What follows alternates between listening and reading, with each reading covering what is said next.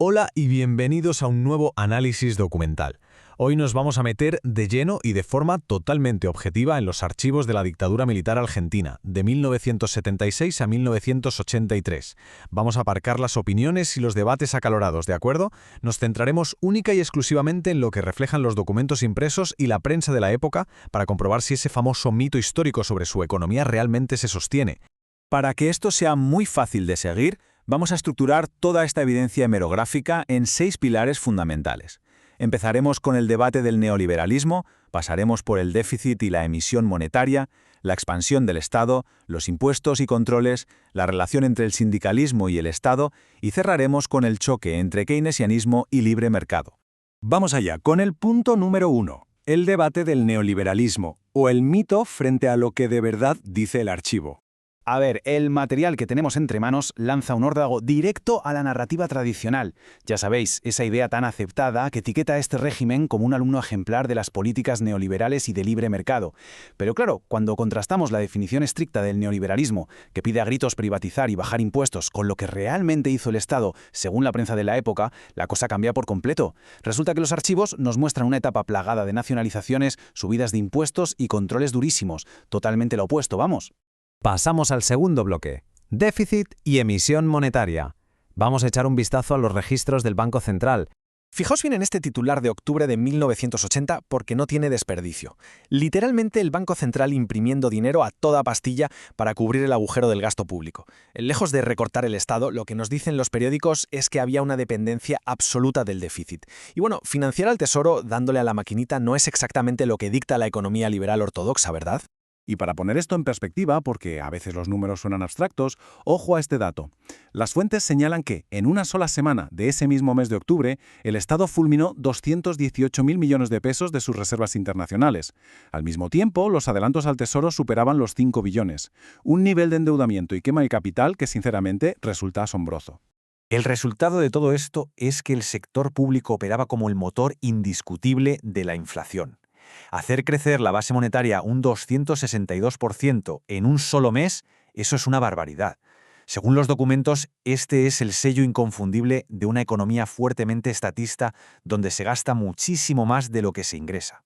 Tercer punto, la expansión del Estado, o, viéndolo con los datos en la mano, cómo engordó el aparato público.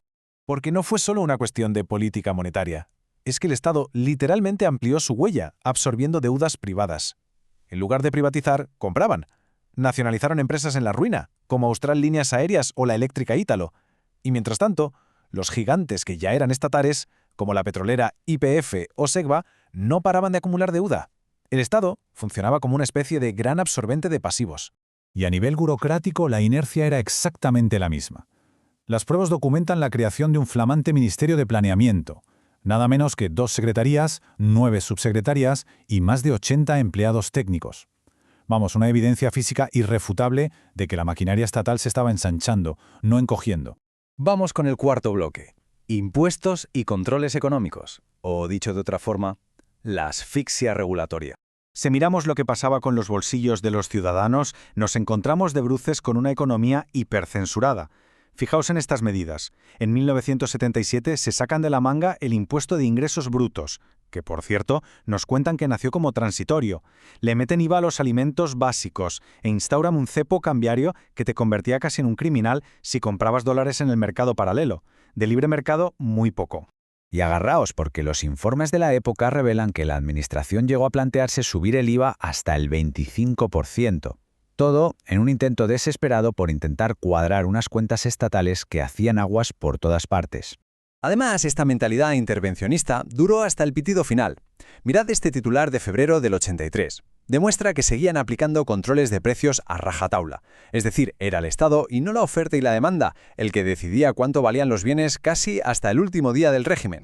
Punto número 5. Sindicalismo y Estado. Los cimientos de la estructura laboral.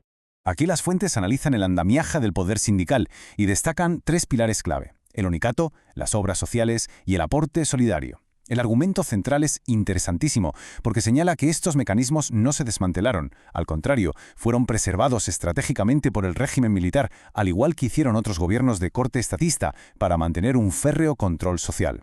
Si lo comparamos con el resto del mundo, el contraste es brutal. Fuera vemos modelos donde los sindicatos representan por regiones o empresas, centrándose en problemas locales muy concretos. Pero el modelo argentino del unicato le otorga todo el monopolio a un solo líder nacional por sector. Según el análisis de los archivos, esto sirve más para concentrar poder político que para defender los problemas del trabajador de a pie. Y llegamos a nuestro sexto y último punto. Keynesianismo frente al libre mercado, visto desde una perspectiva macroeconómica. Si hacemos un poco de perspectiva y miramos la línea de tiempo global, aparece una ironía histórica tremenda. Justo en las décadas de los 70 y 80, cuando el mundo desarrollado se daba cuenta de que tenía que empezar a abandonar el keynesianismo para frenar la estanflación, Argentina pisó el acelerador en sentido contrario y se abrazó por completo a la intervención estatal. En este contexto, las fuentes definen ese modelo keynesiano aplicado en Argentina como una dependencia excesiva del gasto público para sostener todo el aparato del Estado. Una especie de rueda de hámster donde se necesita imprimir billetes constantemente, lo que te garantiza, según los documentos, ciclos interminables de inflación y estancamiento. Y las consecuencias de ese bucle a largo plazo revelan un patrón sistémico espectacular. Fijaos en la conexión directa. El déficit del 15% que hizo estallar el país en la crisis de 1975 es exactamente el mismo nivel de déficit reportado décadas después, en 2023. Hablamos de un ciclo de estatismo que ha durado casi un siglo. Así que para terminar, a la luz de todos estos periódicos y documentos que evidencian un gasto desmedido, nacionalizaciones continuas y la creación constante de impuestos, la pregunta cae por su propio peso. ¿Cómo y por qué la narrativa de una dictadura estrictamente neoliberal logró arraigarse tan profundamente como la versión oficial de la historia? Es un interrogante fascinante que nos invita a seguir cuestionando nuestro pasado a través de los archivos. Muchísimas gracias por acompañarnos en este análisis y hasta la próxima.